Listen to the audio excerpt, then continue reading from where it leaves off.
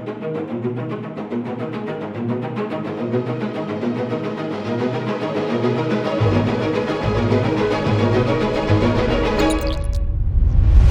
back. This is the second lower body session of the overall 5-day free program we're giving out. Remember, the sessions are upper, lower, upper, lower, upper. Okay, and we're on the second lower day now. So I'm gonna run you through this, everything you need to know, sets, reps, video tutorials, they're all coming through now, okay? We are in my lovely back garden because I do not have a studio, so we're living it up here, all right? So without further ado, this lower day is gonna run similar to the last. We're gonna start with a weak body point. So I've been trying to bring up biceps, so this is why we're doing a preacher curl first, okay? By putting biceps first on our lower day, we can bring in more intensity and we can really focus on bringing up a lagging body part. So what you'll notice with a lot of workout programs is they throw delts or biceps in at the end of the days, and as a result, we end up with a lot of individuals who have arms or delts that are lacking. And this is the exact opposite problem you see so many bodybuilders have. So there used to be this bro split that everybody was running where it would have been chest, back, delts, arms, legs. And these individuals would even hit arms after their chest days, but because they hit arms first on certain days, they always grew really well. But we had this phenomenon where everybody shifted to upper lowers or push-pull leg variations, which are great. But then it left arms and delts always falling like a side product, like a leftover, like a sidekick. Somebody didn't want to train them. They never came first in sessions. So as a result of that, you see a lot of individuals with big chest, big back, but then they're lacking in other areas. So this is why individualized programming is so key. And you can play around this program and put your weak points first on the leg day. So I'm putting biceps. We're going preacher curl first. We're doing 2 sets, 8 to 12 reps. And the reason we're using a preacher curl is because when we place the elbow in front of the body and curl up, this essentially puts the elbow almost in a fully shortened position. So we think about when you're training triceps with an overhead extension, this would be fully lengthening the tricep and fully shortening the biceps. So an overhead cable curl would work, or the likes of a preacher curl where the elbow is in front and it's nice and stabilized on a bench. This is going to massively help us. Some really good cues I can give you for the preacher curl is the fact that I would always recommend doing this one arm. The reason for this is when you do 2 arms on the preacher curl, a lot of the time your elbows will flare out wide as you curl. So you'll notice you almost end up curling like this. It doesn't feel as good. Whereas when you use one arm, you slightly twist out, you can get shoulder, elbow, and wrist all aligned. And this will help massively, not only a mind muscle connection, but it just feels so much better. I got that from Hypertrophy Coach. If you don't follow him, he's an absolute genius. Such a good tip, makes a big difference. And with any lagging body part, apart from chest, training parts of it single, like one-sided, will always make a huge difference in my opinion. This has helped massively with my arms. Next up, we have calf raises. Like every calf raise, I'm gonna put it at the starter legs because I feel like the most impressive body part on legs for anyone is gonna be their calves, especially men. Like women ain't looking at your quads or your hamstrings, they're looking at your calves. That's what I'm looking at. We're judging you. So I'm gonna put these nice and early in the session so we can prioritize them. Remember, whatever comes first takes priority. So feel free to play around with this, but we're gonna do a straight leg variation. So I'll always do standing or I'll do a seated leg press calf raise. With a straight leg, okay, at any time point I wanna highlight this. So let me break down some anatomy for you. The calf is made up of 2 muscles, your gastrocnemius and your soleus. The soleus is almost the muscle in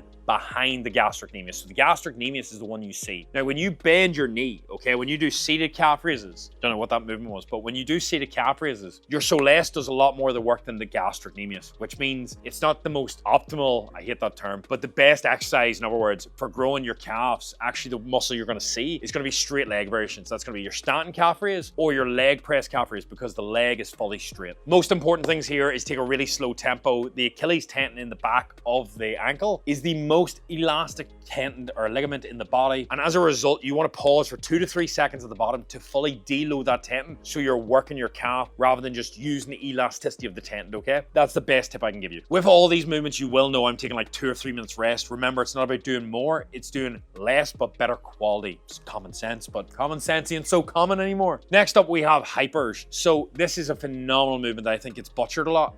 I'm using a machine, but you can use a 45-degree hyper. We can probably throw that in. Most important cues I can give you here is really making sure that the pad is lined up with your hips properly. You control the negative, tuck your chin, slowly lower yourself, and then ensure that as you drive up, you're driving your hamstrings and glutes into the pad. Now, I really want to emphasize the glutes in this, so I don't mind if your feet are slightly pointed outwards, but the main cue is thrusting into the pad. Other alternatives to this would be the likes of a hip thrust is really good. You could also throw in the likes of Bulgarian if you wanted, but I think this is more than enough, okay? Next up, we're into RDLs. The reason this movement is here is because for me, after 2 to 3 movements, I feel is the best time to put your bigger movements. Now, there'll be some people that argue with me. They're like, you should squat first because it's a priority. I find that for lower body, you always, or even upper body, you always want to warm up the joints before you go into bigger movements. This is why you'll always see me hit the likes of delts before chest. I just find that it keeps me safe. I get a lot of synovial fluid, so in other words, the joints are lubricated. Just ask your mum, she'll know all about the lube.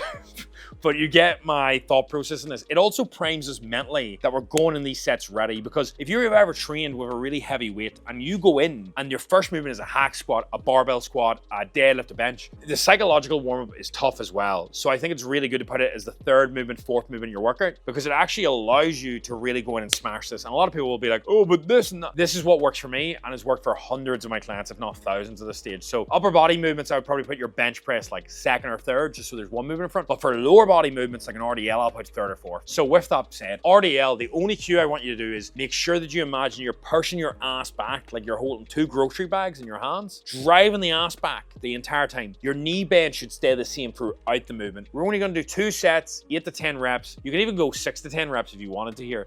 The goal is making sure you get stronger every single week. Okay, and when you break down the workout, now we shorten the hamstring with a seated hamstring curl in the first workout. Now we've lengthened it with an RDL. The hamstrings are completely cooked now. We're laughing. Moving on to single leg press. I always like single leg press. The reason being is I just noticed I can get more range. I find that a lot of the time when people load up dual leg presses like a 45 degree, they just slap plates on. They're putting their hands on their knees. They're doing half reps. When you do single leg, you really can get deep, but you also get such a squeeze and a contraction. Now, the most important cue is that the lower your foot is on this leg placement, the more quad you're going to get. The higher you get, the more you're starting to get towards more hamstring glutes. So low is what we want. We want maximum knee flexion. Take it nice and slow and steady. And the key is trying to eat your knees. You want them as close to your mouth as possible, holding down nice and tight on the chair. And this is going to ensure that your bum doesn't lift off and not give you that back pain that a lot of people get. Really simple rep range, simple sets, just like the last movements we've been doing. Nothing fancy here. Now we're on a quad extension. Same principle applies here, okay? We've lengthened the quad with the leg press. Now we're shortening the quad, okay? So we're working it for a full range. Now the quad extension is a really hard movement to swap if you do not have a gym. The reason being is there's no movement that really trains the quad in a shortened position like this, so it's an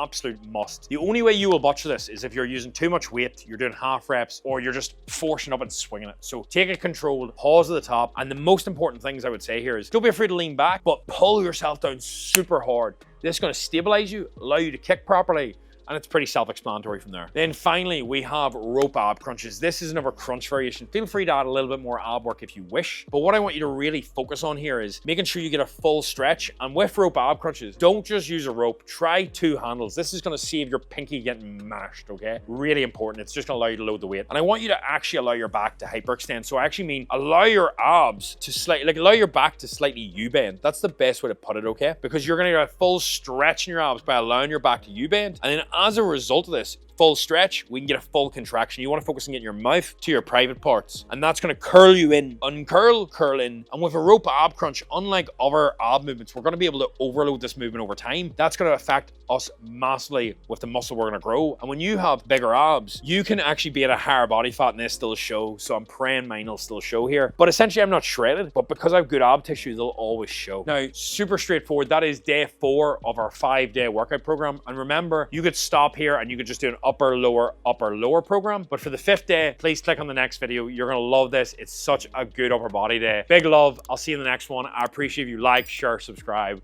Boom.